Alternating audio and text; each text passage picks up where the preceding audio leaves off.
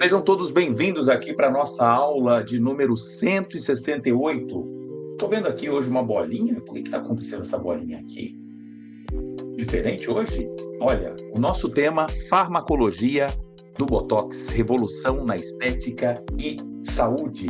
Vê para mim se vocês estão me ouvindo direitinho. Hoje tivemos algumas alterações aqui da nossa plataforma. Vocês estão me ouvindo? Confirma aqui para mim, por favor. Tudo certo? Olha só, hoje aqui o StreamYard está me dando uma bolinha diferente. Ah, agora sim. Voltou ao normal. Estão me ouvindo bem? Tudo certo? Graças a Deus, tudo bem. Vamos lá para a nossa grande viagem de hoje, a aula Farmacologia da Toxina Botulínica, Revolução na Estética e Saúde, um pedido de muitos aqui de vocês. Ao longo aí das nossas últimas semanas, quanta gente bateu na porta e falou: professor, uma aula exclusiva sobre toxina botulínica, chegou esse momento. Você pode convidar também colegas, sejam eles pacientes, profissionais da área da farmácia, da medicina, da biomedicina, né? Os nossos colegas estetas. Então aqui, ó, todo mundo vai ter uma aula bastante produtiva hoje. Já fui vendo enquanto estava sendo lançado aqui o nosso vídeo da comunidade Farmaco na Prática, muita gente fazendo perguntas diversas.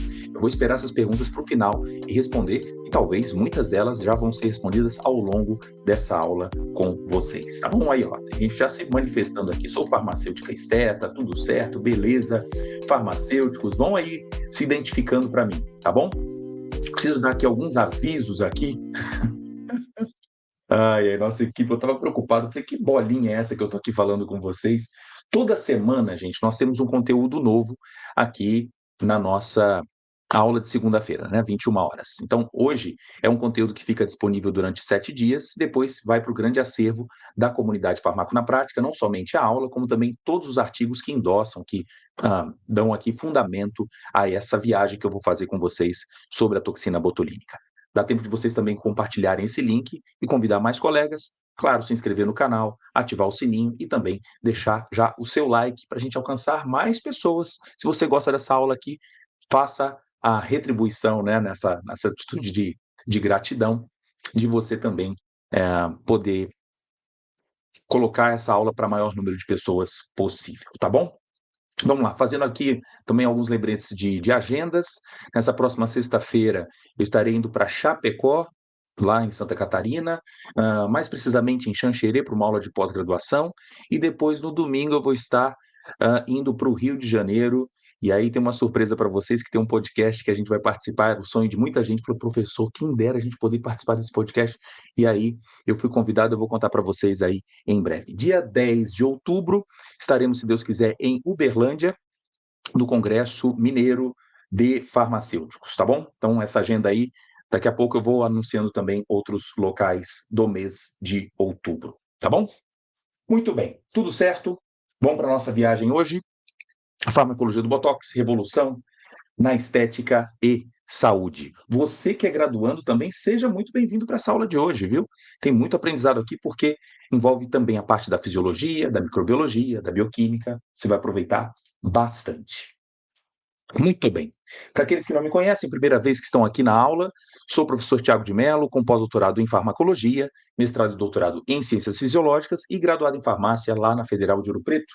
O nosso objetivo aqui sempre é incentivar o uso crítico, ético e racional dos medicamentos, e inclusive a própria toxina botulínica, que tem várias aplicabilidades na área da medicina, mas também precisa ser utilizada com muito cuidado e por aqueles que dominam, né, as aplicações da toxina botulínica.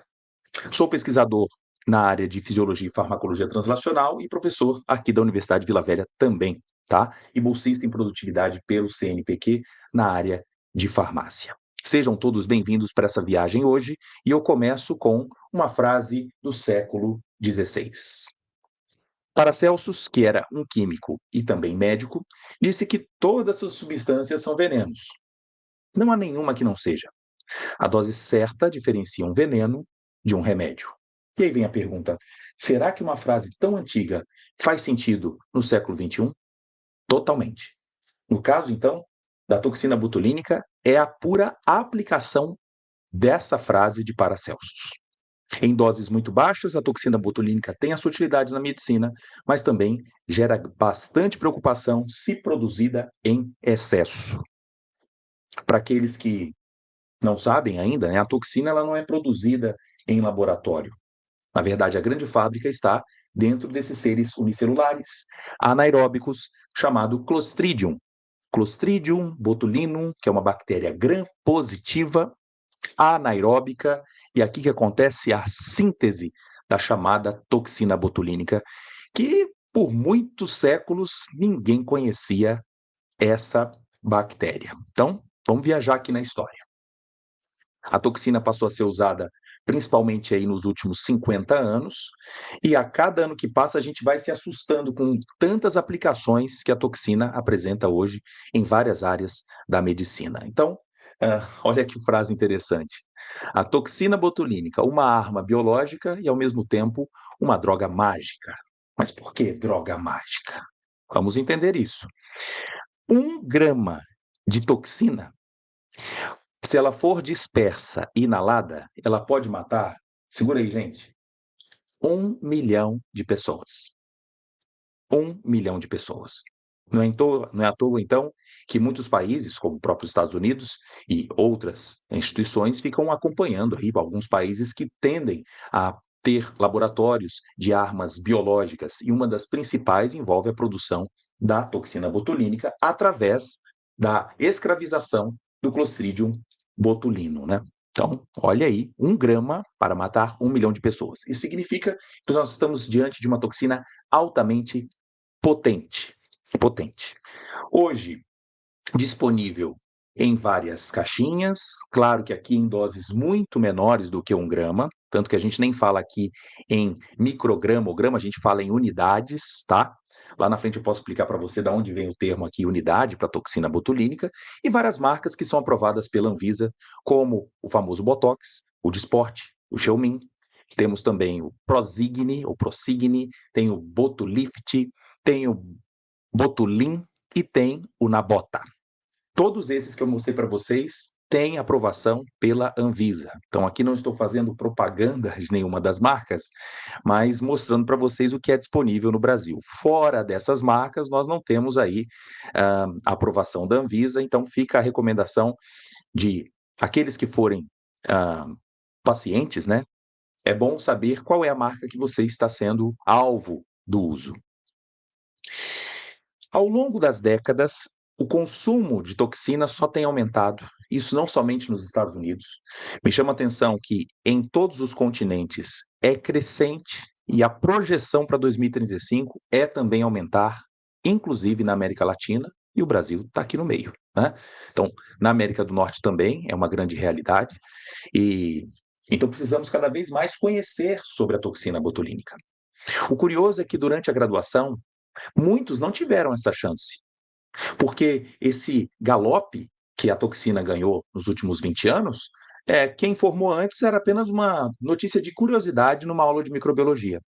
É verdade que numa aula de farmaco, nem sempre a gente tem tempo para fazer uma abordagem pontual sobre a toxina botulínica. Então, acho que hoje é hora de você preencher o seu caderno com muitas informações importantes e fazer algumas conexões, que às vezes parece difícil de compreender.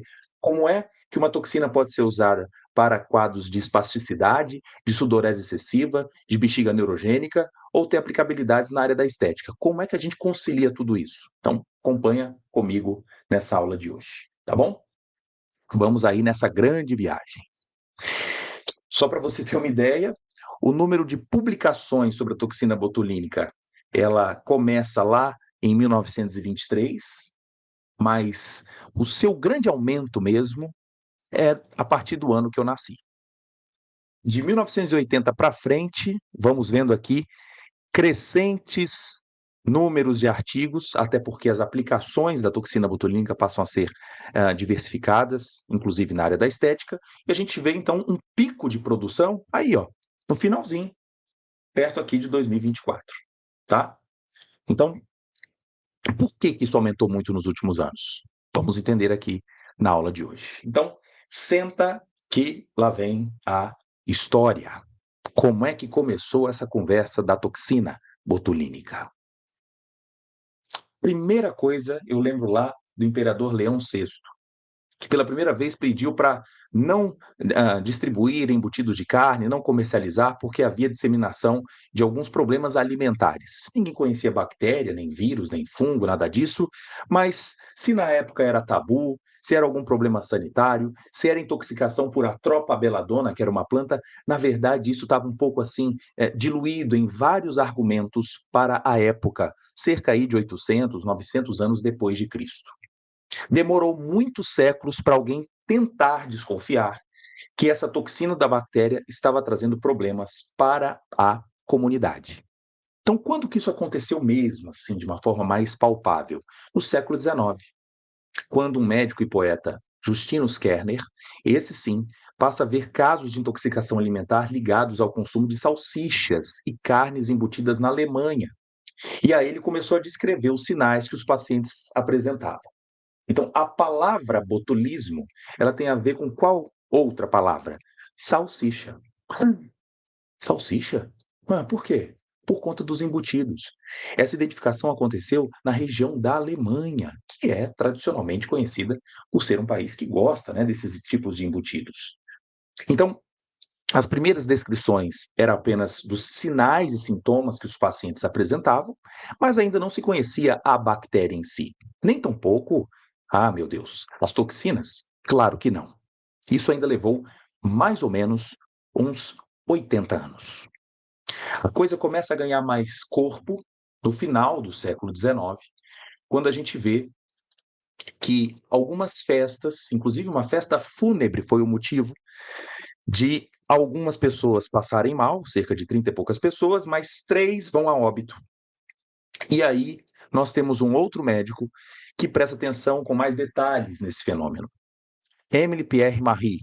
Esse sim conseguiu agora, após a autópsia, isolar bactérias que, sendo cultivadas em laboratório, tinham esse aspecto, podendo então ser identificado depois como Clostridium botulinum. Então, o nome botulinum passou a ser caracterizado por conta da história aí da salsicha. Então, primeiro foram vistos os esporos nos pacientes, e esse conteúdo, levado ao laboratório, as bactérias então cresceram, podendo ser mais fácil a sua identificação.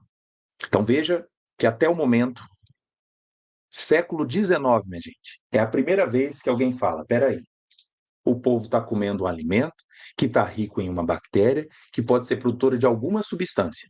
E ainda levou mais alguns anos para alguém identificar que era realmente uma proteína oriunda do Clostridium botulinum. Então, logo de cara, toxina botulínica é uma proteína, ok? E, portanto, quando colocada em ampolas, precisa de um certo cuidado de armazenamento, né? Muito bem, então aí os primeiros artigos que tocam no efeito que a toxina provocava, isso foi lá em 1922. Fazendo agora todo sentido eu mostrar para você a história lá no PubMed, os artigos começando ali, ó, de 22 para 23 até chegar agora 2024. Eu vou agora adiantar alguns anos para você já perceber onde que atua a toxina, porque isso nós já conhecemos com alguns detalhes, tá bom? Então, para você viajar aqui comigo e aproveitar bastante essa aula, eu quero que você logo lembre de um caso bem prático. Quem é da pediatria, quem está acompanhando criança, quem tem filho pequeno, sabe que não pode dar mel para essa criança com menos de 6 meses. Olha aí. E tem gente aqui falando que teve caso na Bahia recentemente por conta de mortadela de frango. Então, veja, os tipos de alimentos, embora sejam diferentes, envolve esse produto em conservação, que estava em lata, ou então é produto que está por muito tempo, né, armazenado sob baixa tensão de oxigênio, né? Então, a história aqui do mel é que no próprio produto hiperconcentrado pode ter o Clostridium botulinum ali. Então, um bebê de 6 meses, ainda com uma microbiota frágil, se ele entrar em contato com a bactéria, ela passa a produzir a toxina botulínica no intestino. E aí qual é o problema? É que esta proteína sintetizada lá no intestino tem capacidade de atravessar os enterócitos e poder gerar sequelas graves, inclusive fatais, para esses bebês. Só para ter uma prova aqui concreta do que eu estou falando, está aqui uma publicação no British Medical Journal falando sobre o botulismo infantil seguido de uma ingestão de mel. Então fica aqui a recomendação, inclusive para os nossos queridos e queridas nutricionistas, que trazem isso assim com uma certa veemência. Isso é importante porque na hora que vai fazer o desmame e introduzir as frutas para esse bebê, ele não pode ter a adição de mel nas frutas por risco do botulismo. Muito bem. Tiago, onde que a toxina atua realmente? Eu vou pegar agora uma figura que é o músculo, o nosso músculo esquelético, qualquer um deles que você tem, que eu tenho, e você sabe que eles são inervados por uma fibra chamada somática. Essa figura aqui linda, ó, deixa eu aumentar para você. Essa figura de microscopia eletrônica mostra a intimidade que existe entre o nervo e a nossa parte do músculo. Nós vamos chamar isso aqui de junção neuromuscular, ou a chamada placa motora. Então, quando eu tenho um potencial de ação trafegando através dessa fibra, quando chega aqui na ponta, vai existir a chance dessa acetilcolina ser liberada. Veja que existe aqui um espaço entre a fibra e o nosso músculo. É esse espaço onde a acetilcolina fica nadando e ela pode agora se ligar nos receptores que se encontram aqui, ó, na parte da placa motora. Se houver a ligação, essa placa motora agora vai ser ativada, promovendo agora a contração muscular. Presta atenção numa coisa. Eu contei em detalhes aqui um processo que a gente até já viu dentro da comunidade farmaco na prática, que é a contração muscular mediada pela acetilcolina. É bem verdade que muita gente ainda confunde se a acetilcolina atua só em músculo esquelético ou também músculo liso. Quais são os receptores envolvidos? Eu já quero fazer um convite para você que vai poder participar daqui 2 semanas. No dia 21 de outubro, nós vamos fazer uma série dedicada apenas para a farmacologia do sistema nervoso autônomo e vai ficar disponível para vocês aqui no YouTube. Então, segunda, terça, quarta, quinta, a partir do dia 21 de outubro, você não pode perder essa chance da gente conseguir concatenar as informações da farmacologia com uma pedra no sapato de muitos graduandos que precisam entender mais sobre a farmacologia do sistema nervoso autônomo. Beleza? Vamos lá. Então, mostrando agora através de um vídeo para você nunca mais esquecer. Olha aqui que legal. Eu vou ampliar. O momento da contração muscular. Eu disse para vocês que nós temos uma fibra somática que tem um potencial de ação. Ele propaga. E o que a gente quer é que essa contração muscular realmente ocorra. O que vai ocorrer, gente, aqui? Para ter contração muscular, tem que ter liberação de acetilcolina. Então vamos ver agora. Vai, acetilcolina. Eu quero que você seja liberada. Então vamos agora viajar lá na intimidade da fibra somática com a nossa placa motora. Essa parte é fundamental para você entender melhor sobre a toxina botulínica, tá bom? Então veja, no momento em que houve a deflagração do potencial de ação, a gente agora vai viajar para ver o que está acontecendo ali, nessa intimidade. Quando chega o potencial de ação, existem canais, chamados canais de cálcio voltagem dependentes. Olha o potencial. Chegou! Quando ele chega, esses canais de cálcio voltagem dependentes, eles se abrem. Se abrem. E aí, quando o cálcio entra, gente, é uma festa. Porque é o grande gatilho, o gatilho, para que as nossas vesículas lotadas de acetilcolina tenham a chance de fazerem a sua, qual o nome?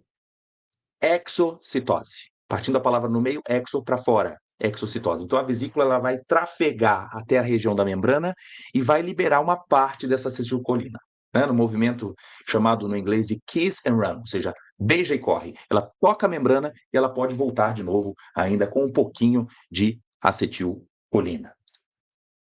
Então, nesse movimento, olha aí, foi liberada a acetilcolina. Olha aí, parecendo aquelas bolinhas de fazer propaganda aqui do Nescau, né?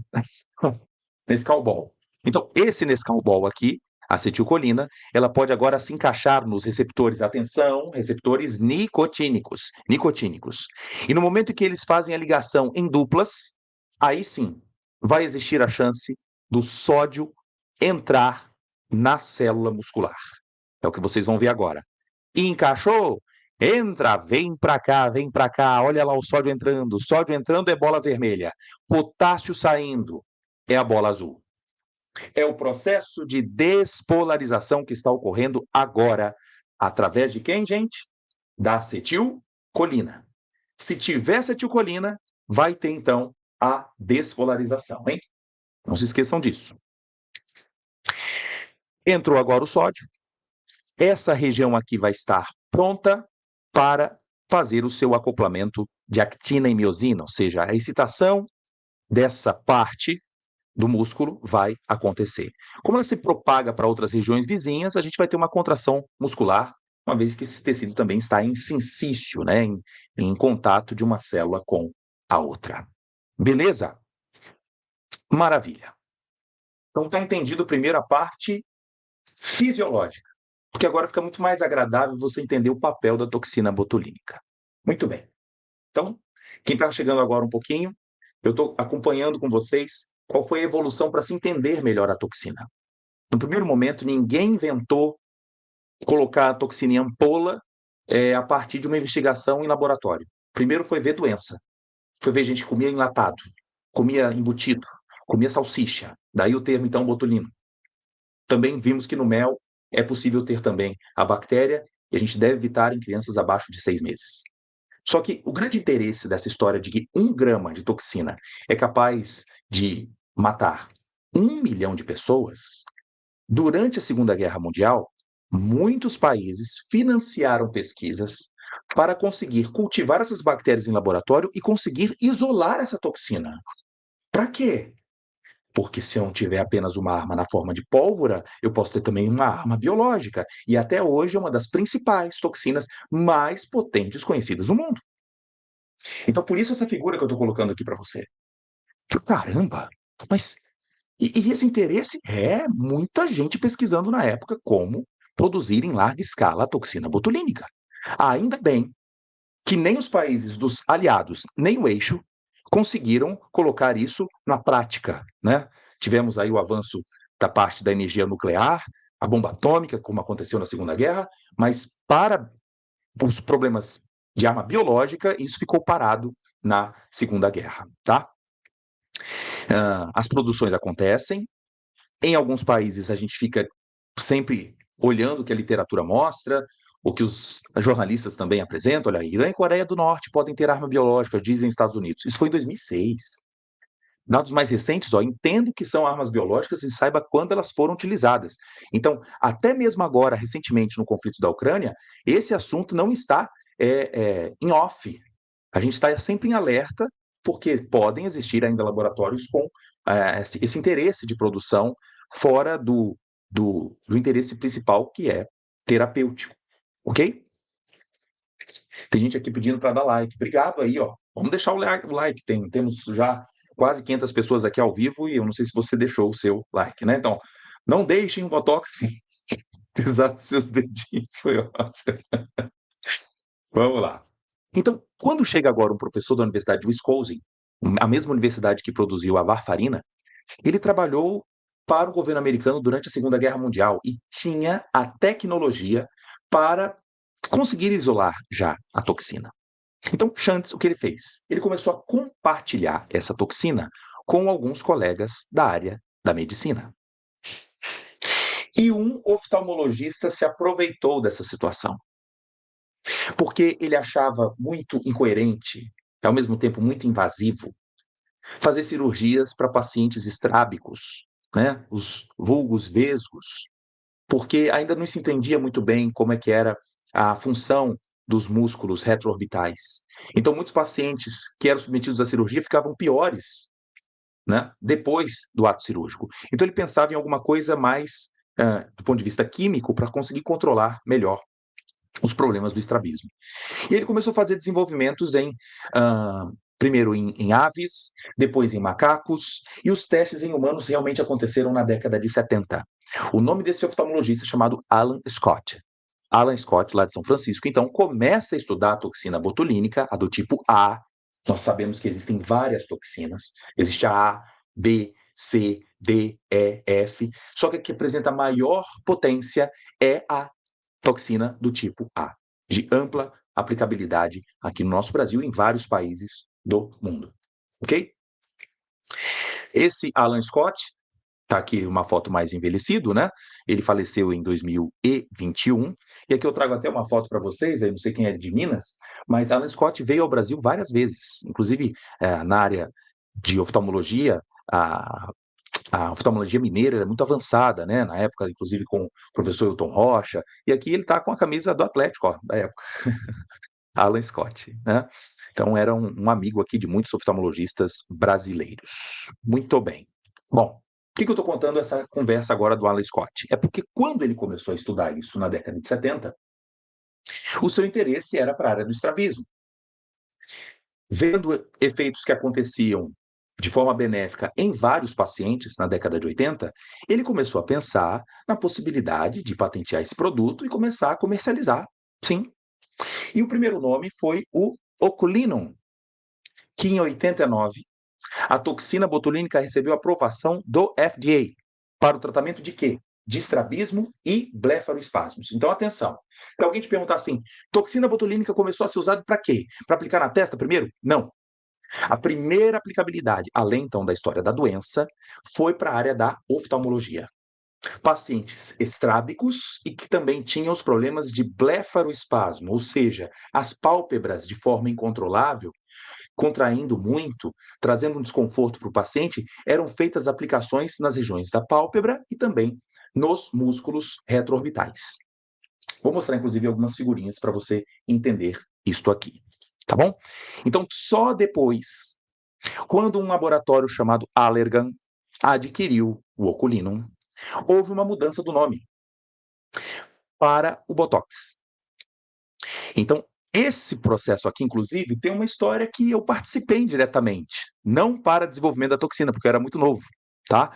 Mas os testes clínicos, então, começaram na década de 70, um sucesso de forma repetida com vários pacientes. Os pacientes começaram a chegar em abundância, inclusive para o Dr. Alan Scott, e aí, então, houve a chance da Allergan assumir o comando da toxina botulínica. Esta foto aqui é do meu pai.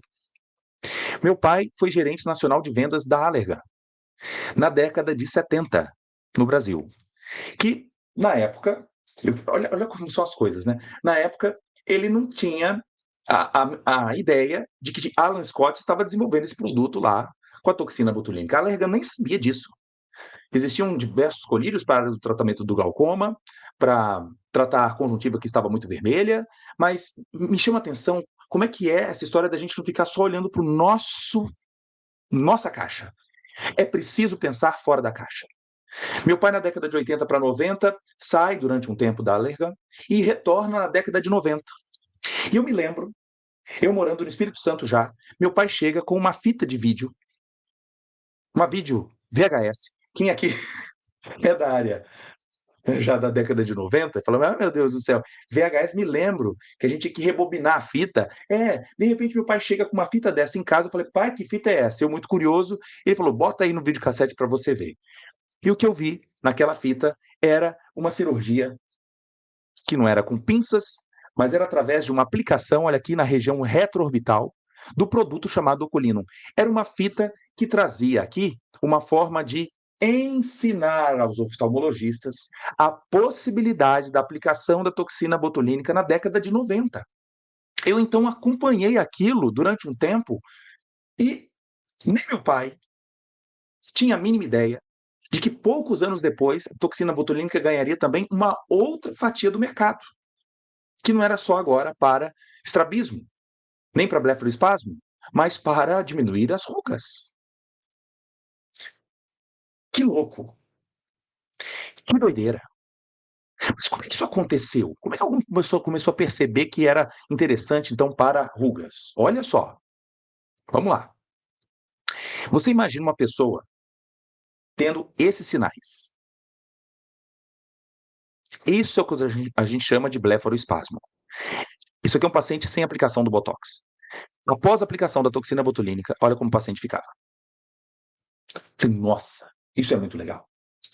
Como é que essa toxina funciona? Daqui a pouco você vai entender. Lembra só que a placa motora precisa da resposta da acetilcolina para se encaixar nos receptores nicotínicos. Então, a conversa nasceu assim, ó, a partir de dois médicos canadenses, um casal, onde a moça era oftalmo, o marido, dermatologista. Tá aqui o casal. Esse casal, Jan e Alastair Carothers, publicaram o primeiro trabalho em 92. Vamos observar o seguinte: quando ela fazia aplicação para tratamento de blefaroespasmo nas pacientes, algumas falavam assim: ei, está faltando mais uma dosezinha para você aplicar aqui, ó, nessa região da testa. Porque eu estou gostando dessa aplicação sua. Isso foi um relato primeiro da paciente, consta inclusive no artigo. Essa que era uma delas que está publicado nesse artigo de 92, galera. Primeiro tinha algumas marcas de expressão, pedia para franzir a testa, ficava marcado, mas depois de algumas semanas, aqui ó, uma semana depois, a mesma pessoa, ao pedir para franzir a testa, não franzia. Então ela falou, peraí, tem alguma coisa aqui. Então veja que curioso. A Allergan assume um produto que era destinado apenas para blefaroespasmo. Também uso para o estrabismo. A Allergan tinha um foco muito voltado para a área da oftalmologia, como meu pai é, trabalhou nesse laboratório durante anos na década de 70. E eu não conhecia nenhum outro produto que era tão vendido no Brasil sem ter esse segmento na área da oftalmo. Mas isso passou a mudar o rumo. O interesse agora, peraí, para a área da estética tem que ser considerado. E aí o número de estudos começou a aumentar bastante, mostrando a eficácia e a segurança da toxina botulínica do tipo A no tratamento, então, dessas linhas chamadas glabelares. Você sabe de onde vem o termo glabelar? Glaber. Glaber vem de um termo que é chamado sem pelos. Então, a região glabra, uma região sem pelos. É a região, por exemplo, aqui, ó, entre as sobrancelhas, tá? Daí o nome. E foi visto, então, que essas pessoas, quando tinham aplicação nessa região, começavam a ficar com pouca marca de expressão. Então, peraí, como é que a toxina botulínica tira a ruga? Ela não tira porque funciona como se fosse um colágeno, nem tampouco como um ácido hialurônico. O papel da toxina botulínica é reduzir a intensidade, o número de contrações da região onde ela é aplicada. Por isso, agora, toda vez que tiver aplicação da toxina em regiões de placa motora, de fibra somática, tônus muscular é reduzido. Então é preciso também ter treinamento nas aplicações, porque eu posso prejudicar bastante as minhas marcas de expressão, que podem ser importantes também na comunicação. Beleza? Então agora vamos entender as características químicas e farmacocinéticas. Você está gostando da aula? Deixa o seu like aí. Eu vou fazer questão de responder várias dúvidas de vocês ao longo da aula, tá bom? Tá tudo bem? Então vamos lá. Sim, a gente vai entender da onde veio a história da enxaqueca. Veja o contínuo da história.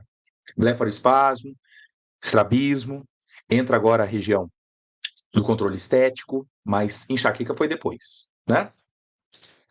Vamos lá.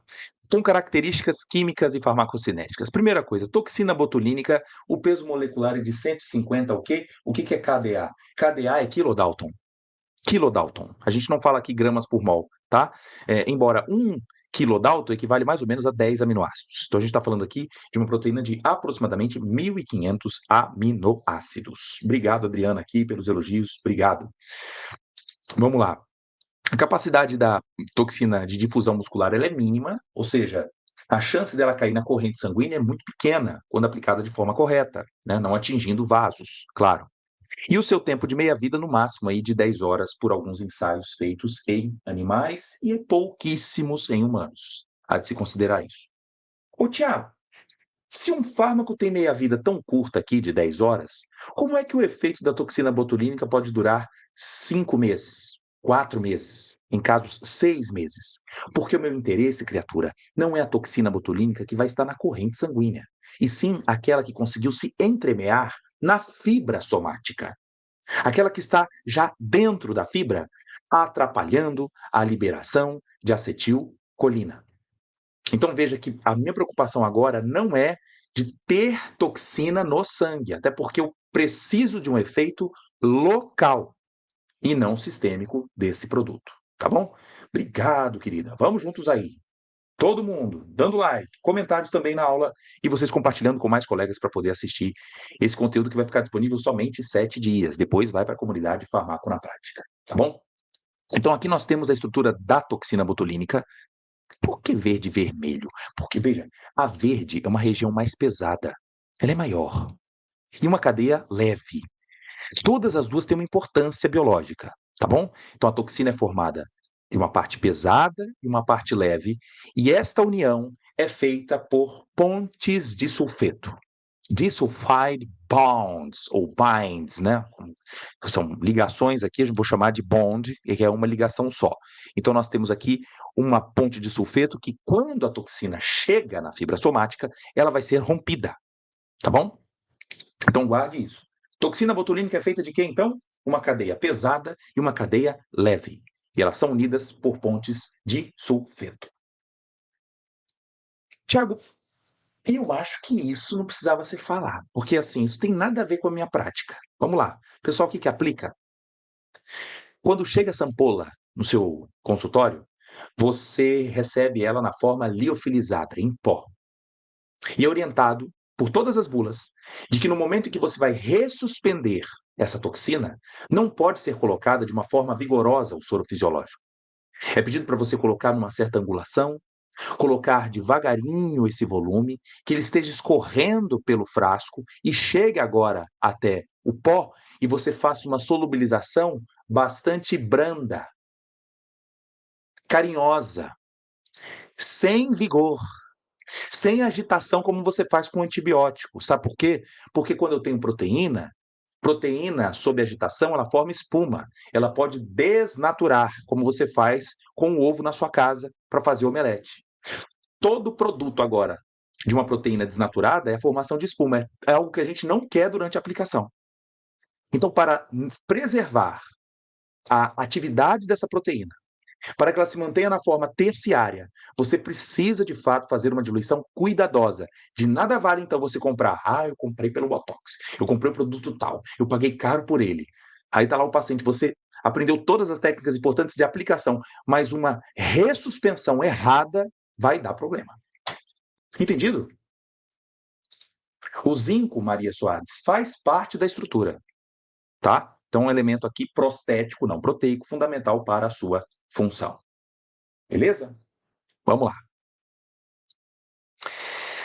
Temos aqui vários tipos. O que a gente vai chamar a atenção principalmente é da toxina botulínica na forma do Botox, da Allergan. No momento em que ela é produzida, ela pode vir impregnada de outras proteínas em volta, embora a função de reduzir a contração muscular é da cadeia pesada e leve, tá? São essas juntas aqui. Mas isso pode ter um caráter mais imunogênico, ou seja, a produção de anticorpos contra a própria toxina.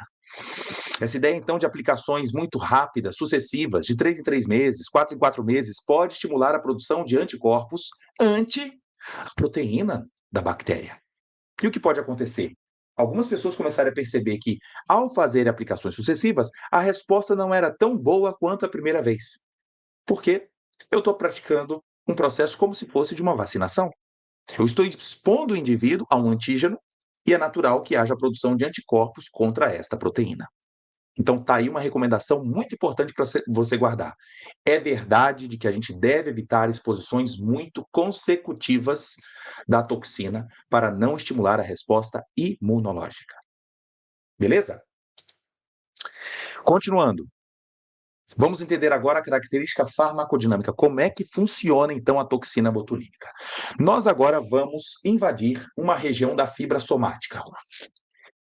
No desenho que eu mostrei para vocês, lembra? Veio o potencial de ação e a gente espera que haja liberação da acetilcolina. Mas vamos agora dar uma entrada ali, para você ver o que a toxina faz. Deixa eu ficar aqui bem pequenininho para você ver melhor. Então nós temos aqui, ó, em rosa, a acetilcolina, armazenadinha, esperando o momento de ser liberada, a exocitose. Muito bem. Agora imagina isso como se fosse um avião. O avião vai pousar.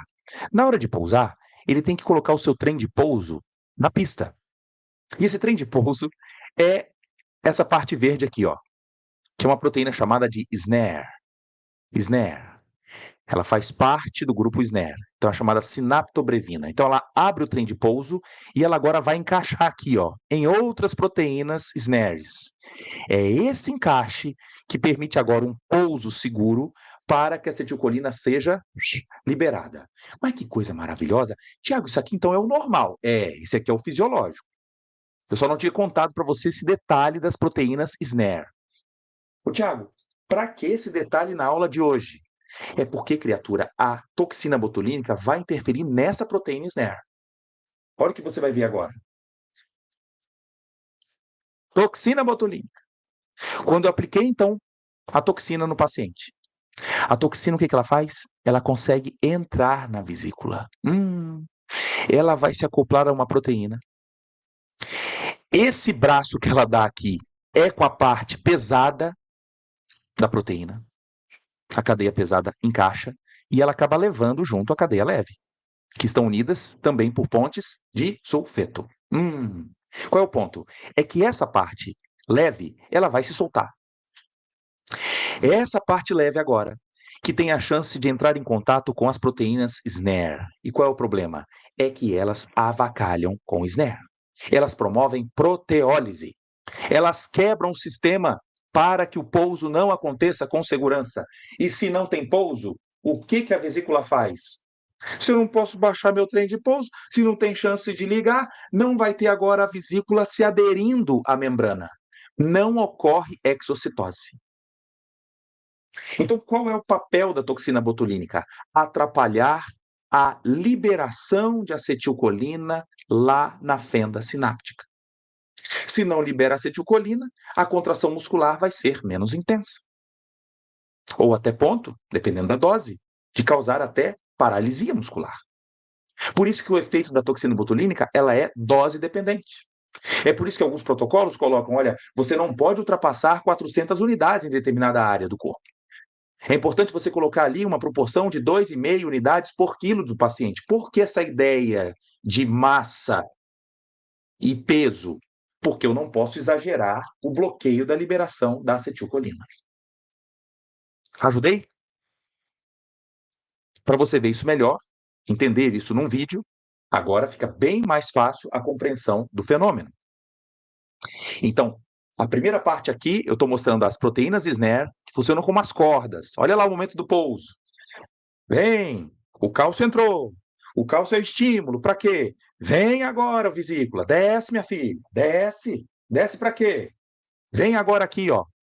Eu quero ver você descer até chegar na membrana. Ok? Tô vendo aqui alguns comentários. Que bom que vocês estão gostando. Vou dar para o Espírito Santo. Vamos lá. Estamos iluminando aqui. Essa é a ideia. É todo mundo entender qual é o papel da toxina botulínica. Então, vamos lá. Ô, bonitona, olha aqui as proteínas SNER. Elas funcionam igual aquela ideia de você rodar um bigode. Rodou o bigode, ó. Eu rodei, ela agora vem aproximando, cantando e rodando. Libera, vai para lá, liberou, liberou. Agora sim, essa acetilcolina vai se ligar nos receptores nicotínicos, permitindo agora a contração muscular. Qual é o papel agora da toxina? Vamos ver. Ô, criança, a toxina agora na hora que entra, lembra que a parte pesada se acopla e a parte leve é que vai embaralhar o processo. É a parte leve que vai interagir lá com a proteína SNER. Ó, e ela tem função proteolítica, quebra. Se ela quebra, não vai ter chance de ancoragem. Se não ancora, não desce. As vesículas ficam loadinhas de acetilcolina, mas ela fala: não consigo descer, não consigo pousar, não consigo. O cálcio entra, mas ela não desce. Ajudou, gente? Entendido? Aí estão me perguntando aqui: e por que a conservação da toxina é refrigerada ou congelada? Porque é uma proteína. Lembra que quando você aumenta a temperatura, você aumenta a chance das colisões. E eu posso, então, ter ligações peptídicas rompidas. A alteração conformacional da proteína faz com que ela não interaja mais com as proteínas SNER. Então, o mesmo raciocínio de muitas vacinas.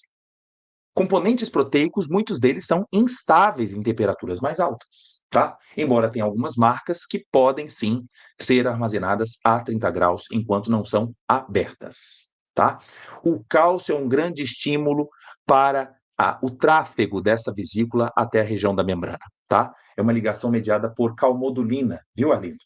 Que facilita o tráfego das vesículas. Então, lembrando que a transmissão do impulso é restabelecida em duas etapas. Primeiro, pela proliferação nervosa dos neurônios afetados, estabelecendo aqui uma conexão temporária. Ah, é bom lembrar isso. Por que então, ao longo de 4, 5 meses, a toxina funciona, daqui a pouco as contrações voltam de novo? Porque eu posso ter novos neurôniozinhos formados ali. Essa é uma hipótese que tem sido verificada. Então, a formação de novos neurônios, novas regiões de placa motora, compensam esses bloqueios que foram realizados aí há 4 meses atrás. E segundo, que a própria placa motora terminal pode ser reativada.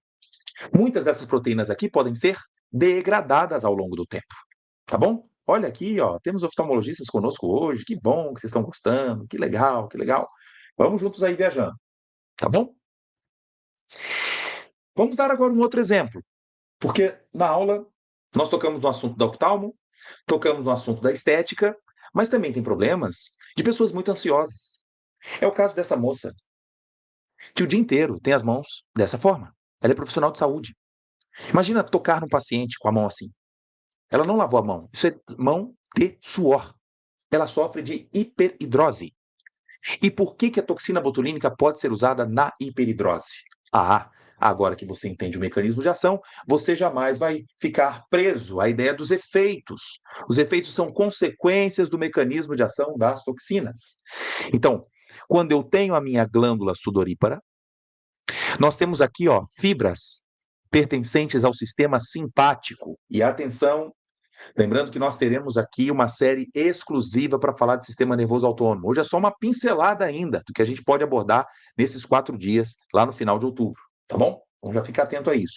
Mas aqui, ó, quanto mais acetilcolina for liberado nessas regiões das glândulas sudoríparas, maior a intensidade do suor.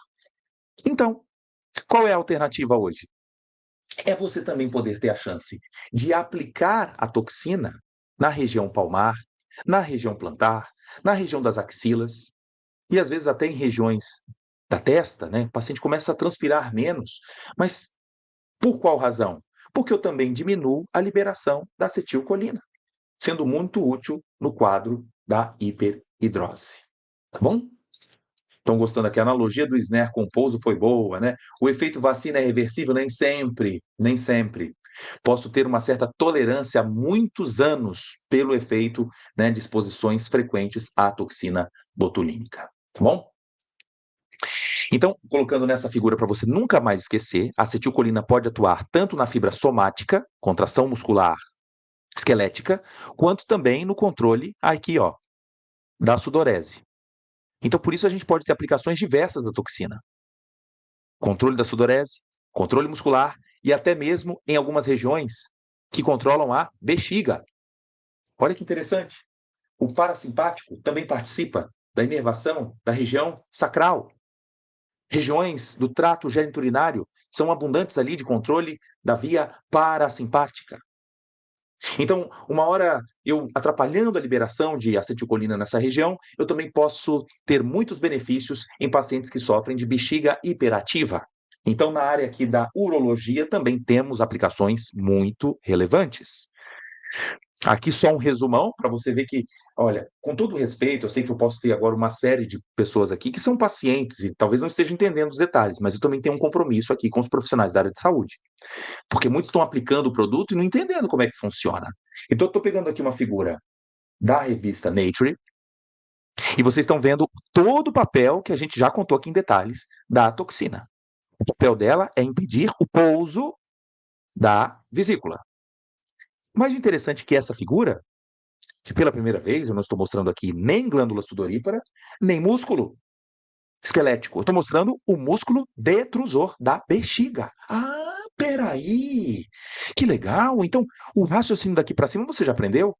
É só lembrar que os alvos podem ser diferentes. Músculo esquelético, glândula sudorípara ou músculo detrusor da bexiga. E aqui vai ficar bem fácil você entender as figuras que às vezes os artigos mostram, né? Olha lá, cadeia pesada, cadeia leve e uma ponte de sulfeto. Então, quem tem função mesmo biológica para atrapalhar o pouso é só a cadeia leve, tá? Da toxina. Há alguns trabalhos mostrando que o impacto macroscópico é, sim, reduzir a contração muscular, diminuir as rugas. Isso pode levar aqui de 6 a 12 meses para recompor todo o papel contrátil. Uhum. Mas, a nível microscópico, eu posso ter também menor chance de infiltração de tecido adiposo, contribuir para quadros de fibrose, inclusive aqui, olha, mexendo até mesmo na síntese de colágeno em nível molecular, tendo efeito anti-inflamatório. Então, alguns trabalhos recentes apontando para efeitos pleiotrópicos da toxina botulínica. Então, não posso desconsiderar essas possibilidades, embora o mecanismo principal da toxina continua sendo a redução da liberação de acetilcolina. Tá bom? Vamos lá. Então, indicação terapêutica para quem que vai servir a toxina? Presta atenção agora, muito importante essa parte da aula, porque você pode ter informações agora para poder fazer o seu paciente ter mais segurança nos tratamentos e a gente esclareceu uma série de dúvidas a respeito da toxina. Vamos lá. Então, indicação. Tratamento de estrabismo, blefaroespasmo, pacientes que têm distonia, que têm também distúrbios do nervo facial, que é o sétimo par craniano, vão ser alvos da toxina. O espasmo também em uma parte do rosto, espasmo hemifacial, espasticidades musculares, linhas faciais hipercinéticas, principalmente em região de testa, né? Isso é muito comum, e distonia cervical. Então, aqui um exemplo disso que nós estamos vendo aqui, um paciente com blefaroespasmo e que pode ser alvo da toxina botulínica. Temos trabalhos diversos mostrando os benefícios, né? Pacientes que sofrem sequer conseguem manter o olho aberto por 10 segundos, gente. E olha então a função de inibir a oferta da acetilcolina para melhorar esse controle, né, das pálpebras. Ou então pacientes aqui com uma síndrome chamada de MAGE, que combina o blefaroespasmo com uma distonia oromandibular. E essa paciente ter chance de reversão sem necessidade de cirurgia, mas um controle também com toxina botulínica. Aqui um outro caso de um paciente com espasmo hemifacial, e houve aqui a melhora do quadro ao reduzir o espasmo dessa região aqui que estava sob alta contração muscular. Então, aplicando nas regiões corretas, você consegue agora trazer uma certa simetria do rosto novamente pela toxina botulínica. Então, aqui, ó, o sétimo par craniano está associado com dor neurológica? Também pode acontecer, as dores aqui neuropáticas. Mas é bom lembrar que o nosso nervo facial, a gente tem aqui, ó, 5 grandes partes de inervação que controlam praticamente toda a contração muscular do nosso rosto. A região aqui, ó, temporal, zigomática, bucal, mandibular, cervical. Então, lembra uma coisa, para a aplicação da toxina botulínica, eu não posso entender apenas da toxina, eu tenho que fazer uma lembrança e conhecer com mais detalhes a musculatura do rosto, né? Isso é fundamental. Só para trazer aqui para você printar a tela, não é o foco agora nosso da aula de hoje, mas dá uma olhada aí rápido aqui, ó. Nossa, então quando a gente está aplicando por via intramuscular, eu quero atuar na via occipital, na área orbicular do olho. Tem que prestar atenção nessa região, porque se eu aplicar toxina demais aqui, ó, o que pode acontecer? A nossa pálpebra ficar caída. Tem chance agora de ptose palpebral, que é um dos efeitos adversos muito comuns de quem aplica de forma errônea a toxina botulínica. Alguns pacientes também que começam a ter uma disartria da fala e que pode acontecer também por aplicações que são inadequadas em regiões orbiculares da boca. A tentativa de tirar algumas marcas de expressão dessa região começa a ter prejuízos aí para dar aula, gente, para conversar. Então, não devemos nos preocupar apenas aqui com a estética, mas também manter a certa naturalidade após a aplicação da toxina, que atinge o seu pico de ação quando? Não é no dia seguinte, nem depois de uma semana. Lembra que esse efeito, até a proteína chegar lá na vesícula, para depois a parte leve interagir na proteína SNER, ela chega no seu pico de resposta depois da terceira ou quarta semana de exposição à toxina botulínica. Então, se por um acaso o paciente já tem quadros de uma certa atonia muscular ao longo de 4 ou 5 dias, isso já é uma preocupação, porque a tendência é piorar ainda. Lembrar disso, hein? Por isso aí, ó, 15 dias após, like. Beleza? Essa é a ideia. Para rosácea, é porque algumas rosáceas, Arlindos, estão vinculadas à liberação de acetilcolina, que aumenta a oferta de histamina. Então, ao diminuir a oferta dela, pode ter o controle sim para rosácea, tá? Ok.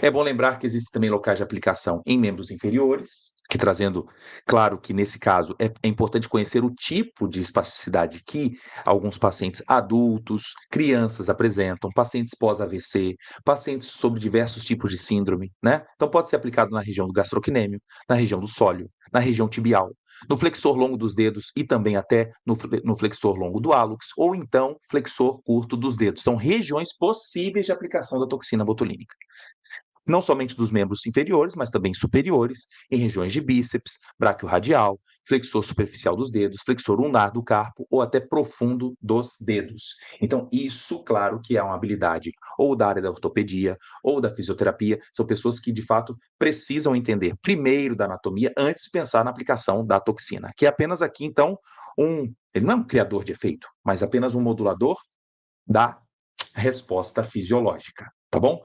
Tem antídoto? Tem, só que a resposta não é tão fácil não, meu amigo. Qual é o antídoto da toxina botulínica? O que vocês acham? Tem como reverter de uma forma completa? Não. Uma alternativa é você inibir a acetilcolinesterase, que é a enzima que degrada a acetilcolina, para tentar aumentar a oferta dela. Mas mesmo assim a resposta é muito ruim. São drogas como a piridostigmina, neostigmina, mas isso a longo prazo não é interessante. Então, em muitos casos, é acompanhar esse paciente, forçar o sistema ali com atividade muscular para tentar restabelecer o potencial de ação o mais rápido possível e contrapor os efeitos inibitórios da toxina botulínica. Ok? Aí o Pedro Roberto falando aqui que existem referências de aplicação, espasticidade de distonia. Muito bem, isso aí. Ok?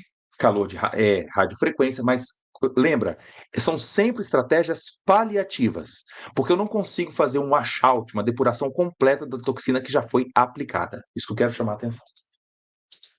Ok? Então, além desses casos, nós temos os tipos de hiperidrose, palmar, focal, axilar, plantar, bexiga hiperativa e incontinência urinária. E por que isso eu coloquei em vermelho? Porque aqui eu quero lembrar do sistema nervoso autônomo. Lembra aí, ó. Tá tendo a rodela de pizza debaixo do braço? O que fazer? Uma possibilidade é a aplicação agora, nesse caso, não é intramuscular, é intradérmica. Intradérmica. Para quê? Para poder diminuir a liberação de acetilcolina nas glândulas sudoríparas. Isso pode acontecer nas axilas e também na região das mãos ou dos pés. Ok? Pode ser usado em paciente com Parkinson? Pode, mas a intenção não é reduzir as contrações musculares. Aí, nesse caso, é a falta da dopamina, tá? Aí tem que tratar mesmo com análogos da dopamina, com agonistas dela, ou a própria levodopa. No caso da bexiga, lembra que a inervação para o músculo detrusor também depende da acetilcolina. Então, às vezes, pacientes que sofrem de uma bexiga hiperativa, qual é a ideia? É tentar diminuir a contração dessa musculatura lisa. Como fazer isso? Aplicando a toxina botulínica. Como que eu vou fazer isso lá na bexiga? Com acesso agora por vídeo. Então, existe aqui um processo endoscópico. Introduz na região e agora vai se marcando por pontos, né? Por regiões aqui que vão ser imaginadas, né? E vão se aplicando vários pontos ao longo da musculatura detrusora, evitar a região aqui do trígono, não fazer nessa região, porque existe uma ideia de que possa haver um certo refluxo para a área do ureter. Então você aplica nessa região a fim de reduzir o tônus do músculo detrusor, e essa resposta passa a ser interessante aí ao longo de 3, 4, 5 meses no paciente. Ok? Então aqui tem uma figura mostrando a mesma ideia, aqui ó, por vídeo, conseguindo fazer essas aplicações, que para a área da urologia é um procedimento extremamente simples, né? Esse paciente aqui pode ou não estar sendo submetido a uma anestesia geral, em alguns casos é até desnecessário, né? O paciente pode estar acordado, mas fazendo apenas uma anestesia local, ok? Então ele é um paliativo, sim, na bexiga hiperativa. Muito bem, um paliativo. Então tem cura? Não, tem controle. Essa figura mostra pra gente aqui, ó, regiões onde tem chance de ser aplicada a toxina, mas não toque nessa região do trígono para evitar os problemas de refluxo. A gente não quer, então, que volte o fluido para a região do ureter, tá? Então, nesse outro esboço aqui, só para chamar a atenção da área, né? Quando passa a agulhinha, ela não deve tocar na região aqui do trígono, tá bom? Pacientes com Alzheimer podem usar? Pode ser uma alternativa interessante para pacientes que sofrem de bexiga hiperativa nessa fase também, ok? E o interessante é que, recentemente, tem se imaginado a aplicação também da toxina na região do intestino grosso, em pacientes que têm também incontinência fecal. Então tem aqui ó, um trabalho de 2024, que nem na bula agora se encontra, mas já estou trazendo para vocês aqui um estudo de fase 3, mostrando o seguinte: pontos de injeção onde podem ser aplicadas a toxina para que eu diminua aqui a chance desse reflexo, que geralmente aqui essa ampola retal fica cheia, né? E isso ativa uma resposta reflexa de ação contrátil excessiva e o paciente passa a ter incontinência fecal. Então vem aqui uma novidade que pode ser muito explorada hoje para a área da gastroenterologia, e deixo aqui para vocês esse artigo que todos da comunidade Farmaco na Prática vão ter acesso a essa publicação agora de 2024, tá? Não sei se vocês aqui já conhecem essa intervenção na prática clínica.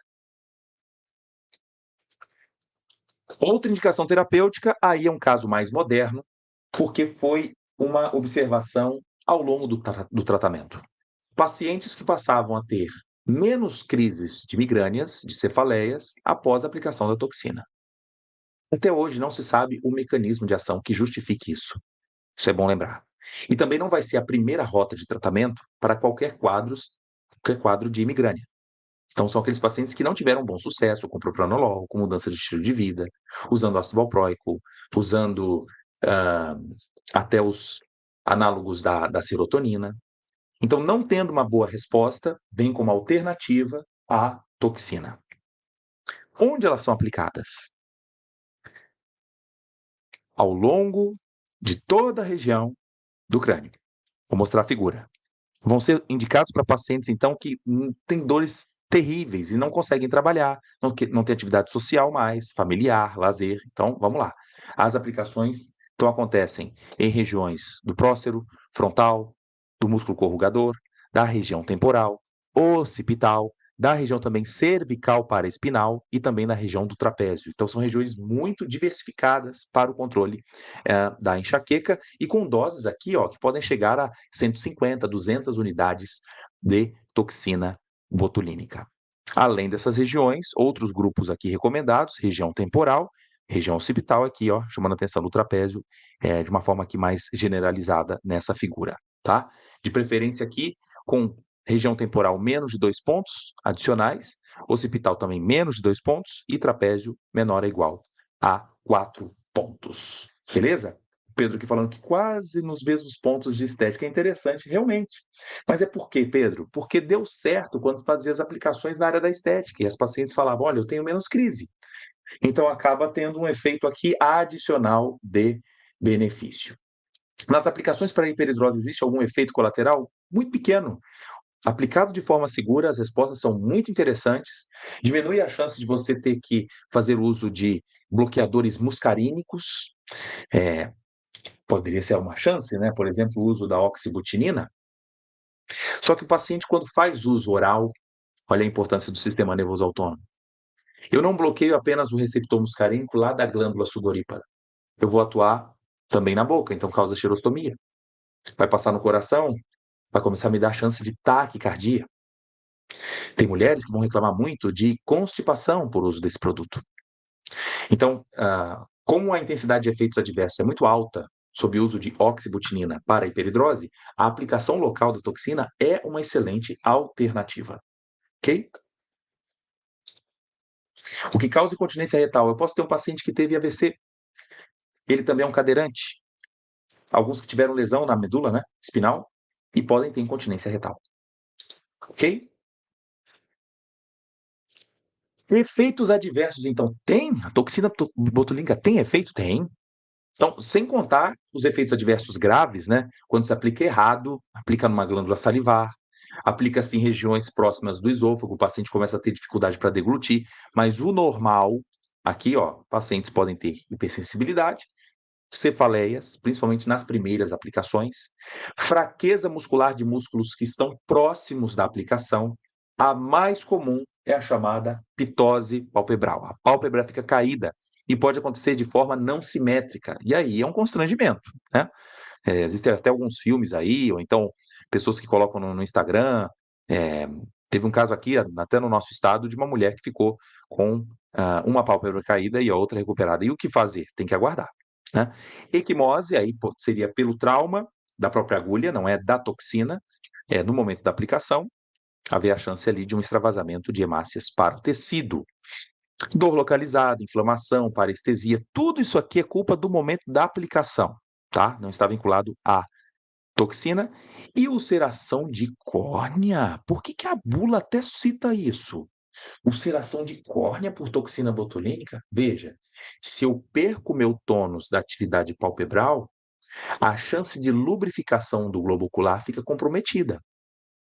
Então, existem relatos, sim, de pacientes que passam a ter dificuldade em piscar os olhos e passam agora a ter um olho mais ressecado e podem desenvolver até úlcera de córnea. É comum? Não. Só para você entender que essa possibilidade existe. Relacionadas com a agulha, já falamos aqui, dor ou ansiedade, resultados de respostas vasovagais, alguém que começou a ter uma sudorese, ou então um quadro de hipotensão, chance de desmaios, a partir da aplicação do produto. Aqui nós temos um caso de ectrópio. O que é o ectrópio? São pacientes que começam a ter, gente, um quadro de eversão da margem palpebral. A margem começa a ficar para fora aqui, ó. Aumenta a chance de infecções, conjuntivites, tá? Esteticamente não é legal. Então, é chamar a atenção que em regiões aplicadas aqui próximas, em regiões periorbitais, existe essa chance do ectrópio. Então, além da ptose palpebral, chamar atenção para isso, ó, ectrópio. Então, é sempre conveniente fazer uma análise, né, de como é que está o tônus dessa região palpebral para não correr o risco do ectrópio, que acontece muito comumente em idosos sob aplicação da toxina. Muito cuidado também com a aplicação da toxina na região do pescoço. Tem aí os famosos fazendo a ideia, né, de: "Ai, meu Deus, vamos evitar o derretimento facial, vamos aplicar no rosto, no pescoço". E aí tem alguns casos assim, homéricos. Um que eu soube que aconteceu no Rio de Janeiro, foi aplicada a toxina na região do pescoço, uma dose acima do normal, e de repente a pessoa não conseguia mais manter o pescoço, né, na posição ereta. E aí precisou usar um colar cervical durante 4, 5 meses até a recuperação do tônus. Então isso ocorre, viu, gente? Então muito cuidado aí com aplicações na região do pescoço. Contraindicação para quem? Para quem sofre de hipersensibilidade, gestantes e lactantes, também nós não recomendamos, porque não há estudos relacionados. Agora, se porventura alguém fez a aplicação da toxina e descobriu que está grávida, o que fazer? Gente, acompanhar. Não há nada de preocupante nisso. E caso ocorra algum efeito adverso interessante, que você preste atenção que ocorreu ali, faça a descrição no Vigimed.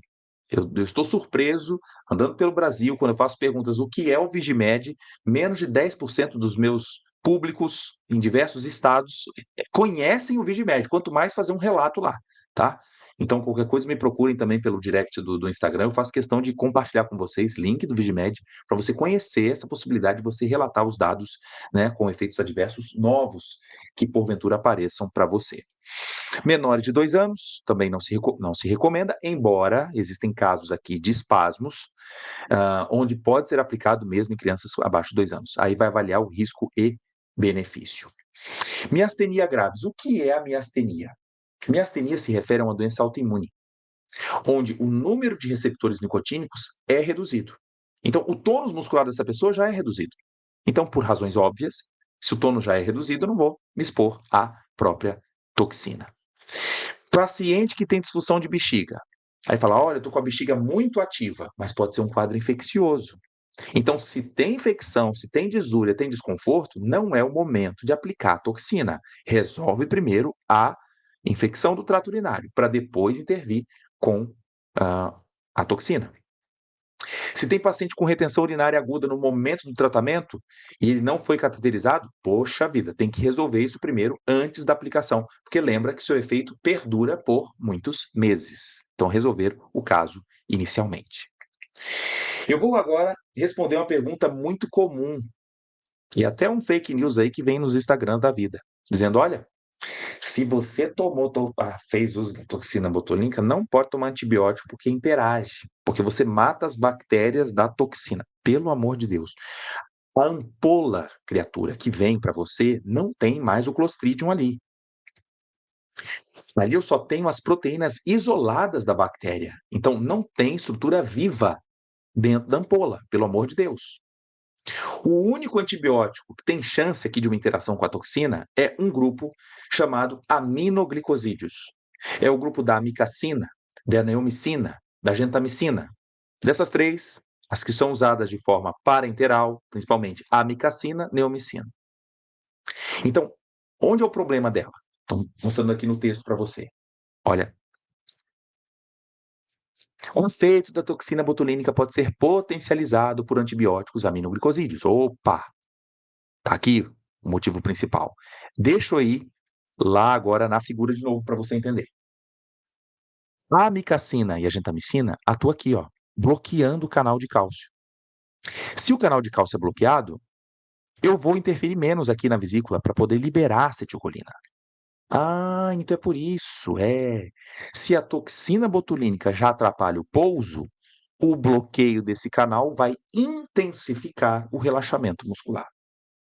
Agora, sejamos práticos. Isso realmente vai acontecer no dia a dia mesmo, lá da esteticista? Não, porque a micacina e gentamicina são antibióticos raríssimos usados aí no contexto comunitário. Isso pode ter um certo interesse na área hospitalar. Porventura, um paciente sendo submetido a um tratamento com gentamicina e amica e vai fazer agora uma aplicação de toxina botulínica por algum problema de espasmo. Só chamar a atenção disso, ok? Falou: "Não, professor, achei muito interessante sobre a interação com oftalmo". Olha aí, né, as primeiras descobertas, então, da toxina foi na oftalmologia, tá bom? Em relação a perguntas, eu que vou lançar para vocês agora aqui a pergunta, eu quero respostas, tá bom? E depois respondo de vocês. Em relação à temperatura de armazenamento do produto lacrado, todas elas recomendam lacrado estar sob refrigeração, ou seja, temperatura entre 2 a 8 graus, exceto uma marca chamada Xiaomi. A Xiaomi ela pode ser armazenada entre 15 a 30 graus, ou seja, temperatura ambiente, enquanto estiver liofilizada. Liofilizada.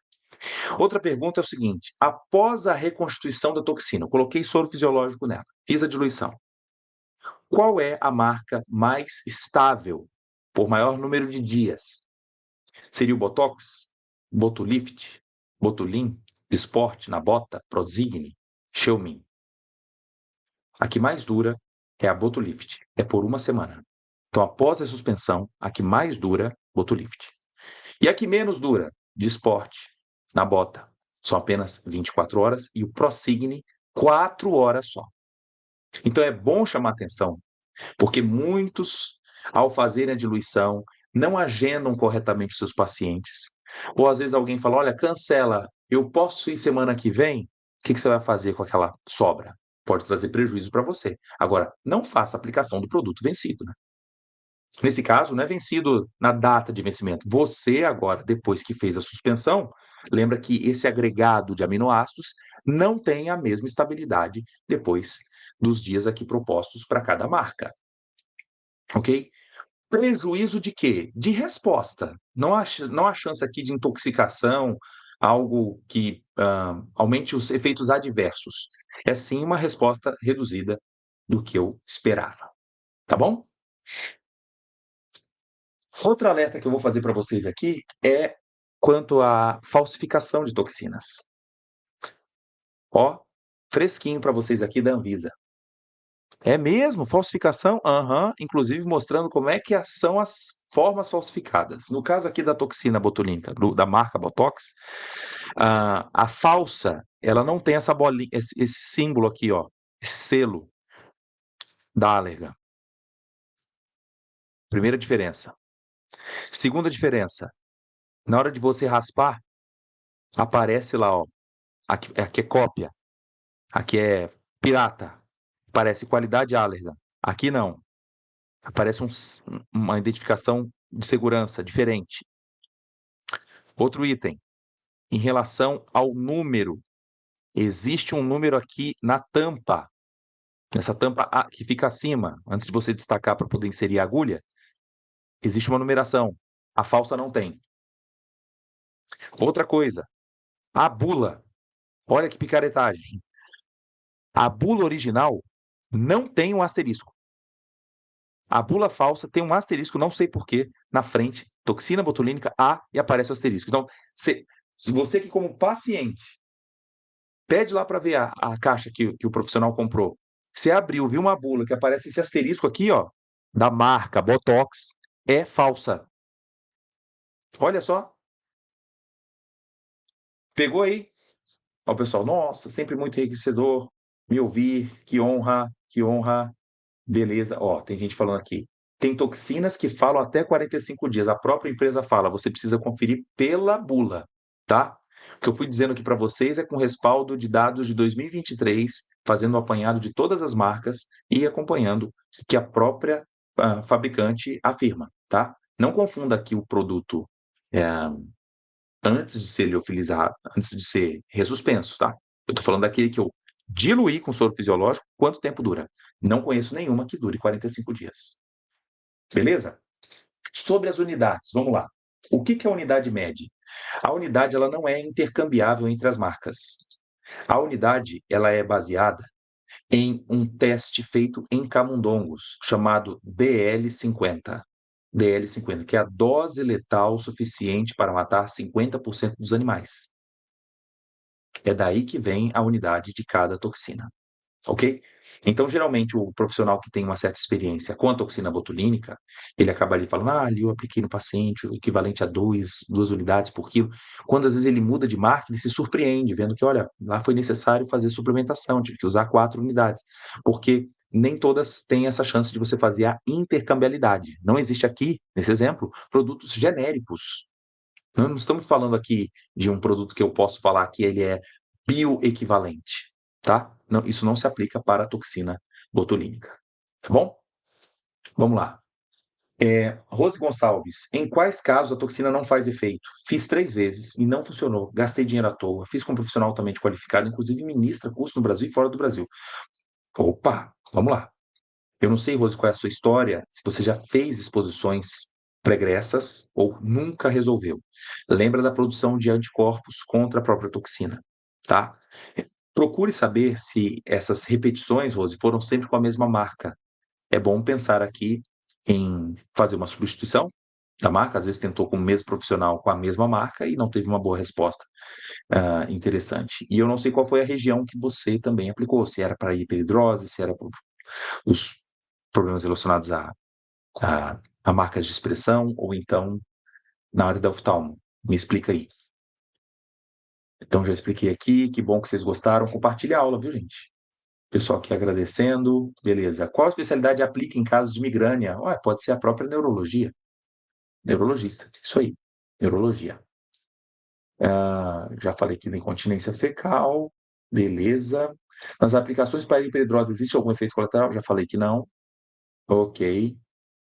Aí é outra aula. Aí a gente está falando de ácido hialurônico. É outra conversa. Hoje a aula é apenas sobre toxina botulínica. Tá bom? Eu fiz botox e senti muita dor de cabeça. Isso é normal, isso pode acontecer, principalmente nas primeiras doses, tá? Alguns até afirmam que nem é pela própria toxina, pode ser pelos microtraumas realizados pela agulha. Reavalie qual é a agulha de aplicação. Se é aquela agulha mais curtinha ou se foi a mais compridinha, às vezes também a mão de quem aplica, né? Também o uso de anestésicos locais e uso de gelo ajuda a reduzir essa dor. Professor, qual a linha de pensamento de suplementação com zinco para a durabilidade da toxina? Não há. Desconheço. Tá. Que bom. Compartilhe a aula. Já fiz 3 vezes, todos ficaram muito bom. Ok, parabéns. Que joia. Ok.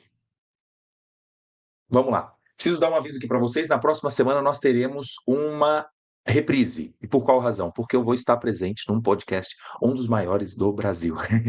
E vai ser na próxima segunda-feira e eu vou estar me deslocando para o Espírito Santo no momento da aula, tá? Então tenha uma paciência aí comigo. Vou estar no chat com vocês ali acompanhando parte da aula na hora do voo, e responder algumas perguntas no final dessa aula, tá bom? Mas hoje fechamos aqui a aula 168 e a gente caminha para o nosso grande encontro também para a aula 169 e quando chegar na 170 a gente vai abrir essa série relacionada apenas sobre farmacologia do sistema nervoso autônomo, como você nunca viu, porque a gente vem trazendo sempre aplicabilidades práticas, como fizemos também aqui na aula de hoje, tá bom? Beleza. Falou, nunca assisti uma aula ruim. Ok, beleza. Tudo certo. O podcast vai ser, sabe de quem? Anota aí, então. Vai ser da nossa querida psiquiatra Ana Beatriz. O Pod People. Vamos estar lá. E eu quero que vocês, claro, de que for ao ar, eu vou compartilhar com vocês. Tá bom? Beleza? No tipo A é o seguinte: o tipo A é um tipo da proteína. São vários, só que a mais potente é a e a que é usada no Brasil em todas as marcas. Você pode ver, inclusive, aqui, ó, pela bula. Aqui, ó, toxina botulínica tipo A. A. Beleza? Fechou. Farmacêutico pode, contanto que tenha a especialização na área de esteta. Um farma esteta, sim. Beleza? Fiz vezes anteriormente, ficou maravilhoso, porém essas 3 últimas, inclusive, houve troca de produto. Opa, pode ser, pela troca. Podemos ter uma aula aqui de relaxantes musculares, sim. Tá bom? Valeu, gente. Obrigado por tudo. Que aguardo vocês aí na próxima semana. Qualquer coisa, deixe sua dúvida lá comigo também no direct, compartilhe essa aula, se inscreva no canal, ative o sininho e também deixe aqui o seu like de hoje. Beleza? Obrigado por tudo, gente. Deus abençoe.